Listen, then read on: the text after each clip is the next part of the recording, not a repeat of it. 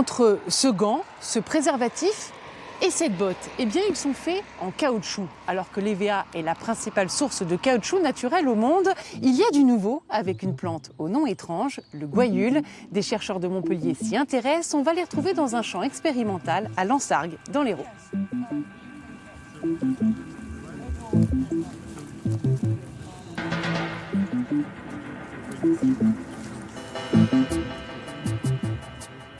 Bonjour Serge Palu, alors vous êtes chimiste au CIRAD. Elle vient d'où cette plante? Alors cette plante, le gouaillule, vient du Mexique. C'est une plante de région semi-aride. Quelles sont les vertus du gouaillule? Le gouaillule permet de produire du latex et également des résines. Et avec toute la végétation, on peut produire du charbon de bois. Rien ne se jette dans cette plante? Rien ne se jette dans la plante, tout est utilisable.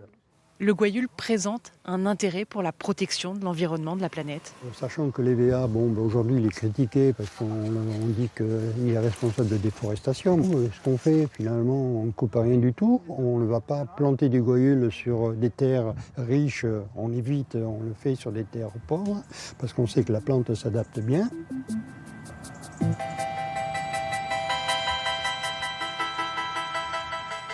Vous avez prêté votre champ pour une expérience grandeur nature. Est-ce que c'est compliqué de cultiver cette plante? Non, c'est pas compliqué. C'est une plante vivace qui résiste à la sécheresse. Alors cet été, on avait jusqu'à des 46 degrés. Bon, le gouaillule n'a pas bougé. Elle n'a pas besoin non plus de traitement phytosanitaire? Non, la gouaillule, c'est surprenant. Il n'y a pas de parasites, pas de maladies. Donc, on la plante et puis on la regarde pousser. C'est assez étonnant, non?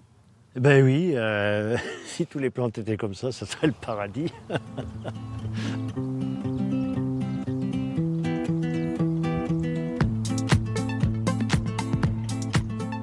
Si le gouaillule est testé en plein champ, les scientifiques du CIRAD de Montpellier travaillent aussi en laboratoire. C'est là qu'ils développent le procédé d'extraction du latex. Bonjour Daniel Pioche. Bonjour. Vous êtes chercheur au CIRAD, alors comment on extrait le latex du gouaillule? Eh bien, finalement, contrairement au cas de l'EVA pour lequel le latex est situé dans l'écorce, dont une simple saignée permet de récupérer ce latex, dans le cas du gouaillule, le latex est situé à l'intérieur des branches, ce qui donc oblige à couper les branches, à séparer les feuilles qui ne contiennent pas de latex, mais qui trouveront un usage par ailleurs. Nous allons maintenant voir la deuxième étape, qui est la plus importante, c'est l'extraction par broyage. On y va.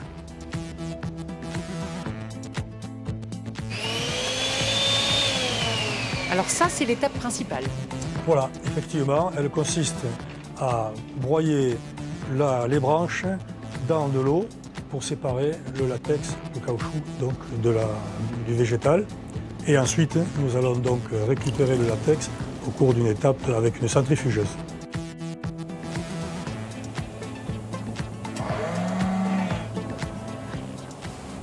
Qu'est-ce qu'on voit là ? Après le passage à la centrifugeuse, nous voyons ici cette matière blanche qui est le latex concentré qui permettra ensuite de produire des gants par exemple, par trempage d'une forme. Est-ce que c'est un procédé écologique ? Et tout à fait, on peut le dire ainsi, puisque ce procédé d'extraction n'utilise pas de solvant organique, il utilise seulement de l'eau. Donc le procédé est à faible impact sur l'environnement. C'est un procédé qui a été breveté par le CIRAD et ses partenaires et qui permet d'obtenir un latex de très bonne qualité.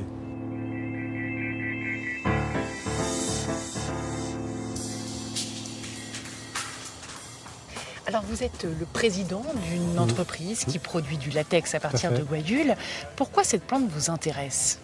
Tout simplement parce qu'avec ce latex qu'on va produire à partir du gouaillule, on va pouvoir produire des gants qui seront plus fins, des gants qui seront plus souples, qui seront plus agréables, où on aura un toucher plus intéressant, et aussi des gants qui seront non allergisants, contrairement au latex d'EVA qui lui a des vrais problèmes d'allergie. Il y a 10% des coiffeurs, des chirurgiens, des médecins qui ne peuvent pas mettre des gants en latex naturel d'EVA parce que c'est allergisant. Est-ce que ça peut être rentable dès aujourd'hui ? On est sur un marché de niche qui est petit, donc en quantité produite ce sera beaucoup moindre que l'EVA, il n'y a aucune comparaison en termes de tonnage, mais c'est un marché à beaucoup plus haute valeur ajoutée parce que justement on répond à un vrai besoin. À quand le premier produit en Je pense que latex de Gwayeul? dans 2 ans, on pourra commencer à faire des premiers échantillonnages, donc sur des petites niches.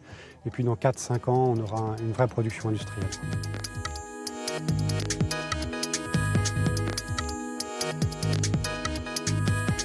Vous êtes un industriel du pneu. Est-ce que vous pensez que le Gwayeul peut devenir une nouvelle matière dans la fabrication des pneus? Nous ne voulons pas remplacer la production de caoutchouc d'EVA.